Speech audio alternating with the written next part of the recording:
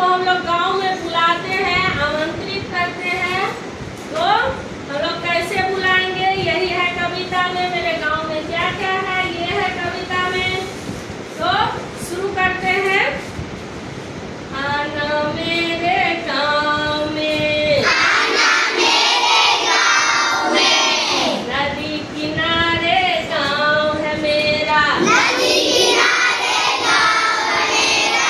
बैठ के आना नाव में, बैठ के आना नाव में, गाड़ी मोटर भी चलती है, गाड़ी मोटर भी चलती है, अब पूरी रफ्तार में, अब पूरी रफ्तार में,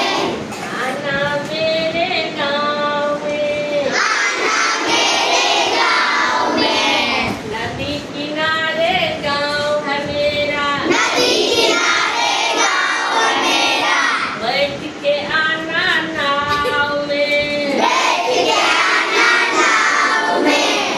चुन्नू मुन्नू मुनिया खेले, चुन्नू मुन्नू मुनिया खेले, अमराई के छाँव में, अमराई के छाँव में, सभी लोग मिलकर रहते हैं, सभी लोग मिलकर रहते हैं, रहे नहीं अलगाव में, रहे नहीं अलगाव में,